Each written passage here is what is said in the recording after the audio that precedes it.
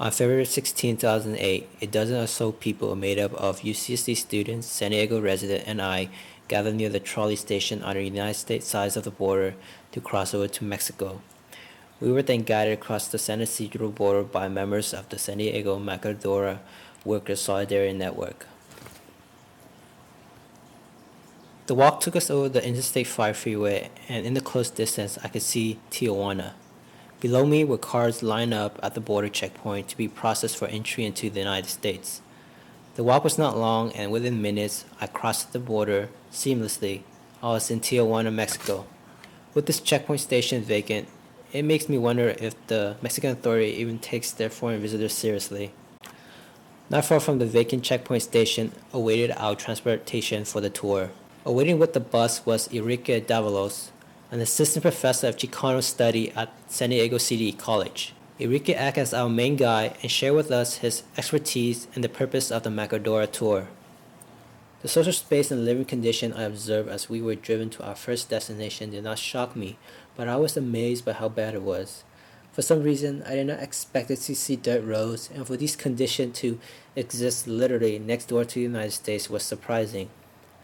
It would have been more reasonable for me if there was a smooth transition between boundaries, like crossing a mountain, but to see the change so abruptly was unexpected.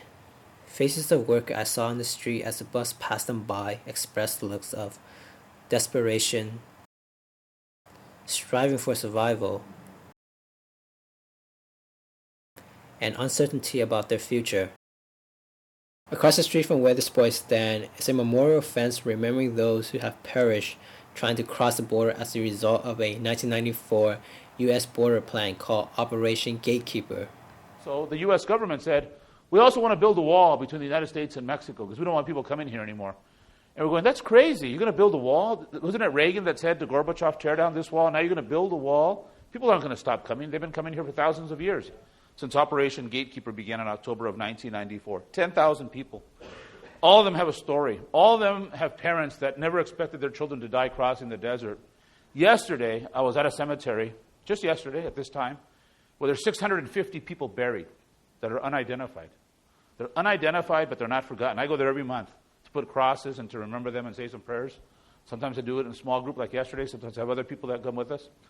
And it's in Imperial Valley in Holtville. In Imperial Valley, you've all heard of El Centro and Calexico. Well, there's a city called Holtville also. H-O-L-T, Holtville. And in that cemetery, there's a regular cemetery, like you all have seen with grass and headstones.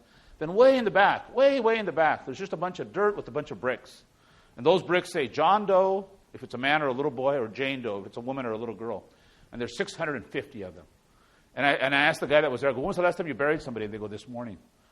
And so it's tragic that these people are dying every day. 2 to 3 people are dying every day looking for opportunity. Our next destination took us to one of the two main attractions of the tour, the Maquiladora district. The bus navigated through streets with assembly lines on both sides. Due to low tax and limited regulation, corporations have little incentives to take into consideration about where or how their wastes are disposed. As an example, workers at this cleanup site are filling the lead-contaminated soil with some sort of neutralizing agent before sealing the soil into a special container and reburying it. Injustice was done on the land and now on the workers who are cleaning up the mess. Sometimes workers are not informed about the hazard of their work. Workers are not given safety gears to wear, either that or it's not mandatorily enforced. This is an example of exploitation fully visible for all of us to see. The Maquiladora tour isn't complete until you visit a Maquiladora worker colony or town that surrounds the factories. This colony is constructed by whatever worker can find to make their home. Whole families, young and old, live in these shafts. And for the children, it's where they play. Sadly, it's also where toxic runoff released from the factories upstream flows through. This gentleman once lived in the United States, but got deported, if I remember the story correctly. Share with the group how he would risk his life again to cross the border.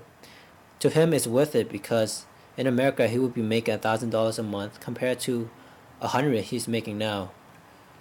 As we were about to cross over that wooden bridge over the contaminated water stream, the neighborhood weekly water supply tanker was departing. This is how the people in the colony get their water supply.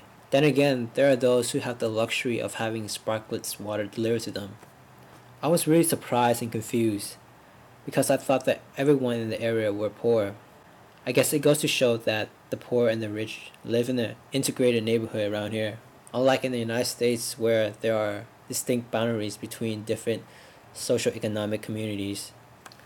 As we left the Macadora colony to the Worker Solidarity office in Tijuana called SeaTac, on the way there I spotted a Carl's Jr. on a geographic vendor. As you can see, not only does the restaurant look like its American counterpart, but also the sidewalk and the exterior decorations. Among other images of modern development in Tijuana are shopping centers.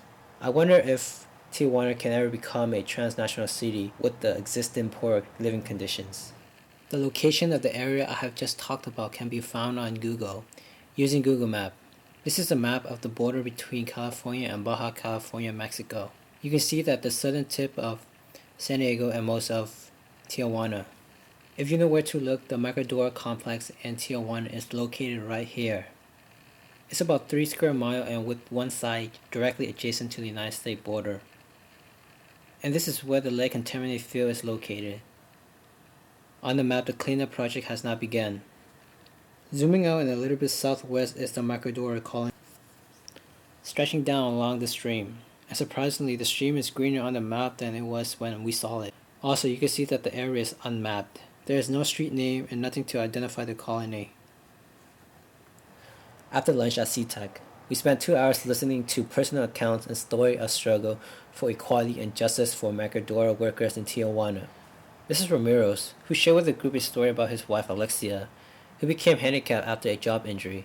Alexia's handicap could have been prevented, but because the Macadora she worked at had no incentive to pay for her treatment, a doctor paid by her employer falsely informed Alexia that she was okay and did not need a surgery.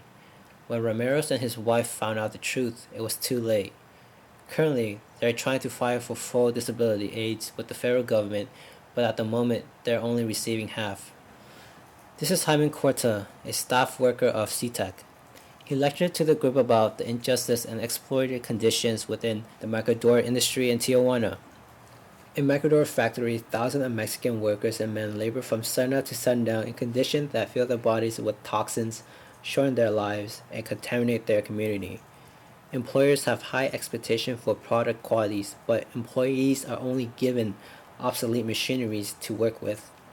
When workers are injured or used up, they are laid off or fired for some pretext. Among others is Carmen Valdez, a bi-national feminist collective activist, and her mission is to fight for women's rights in Macadoras. She shares stories of how women workers routinely suffer humiliation, sexual harassment, and discrimination. Pregnant workers are not warned of the danger to their unborn children because of the toxic chemical they handle, and pregnant women are often not moved to safer work area. Until significant changes are made in Tijuana, Macadora activists will continue to fight for their rights. But until then, seeing the face of desperation and survival will always be a part of the Tijuana experience.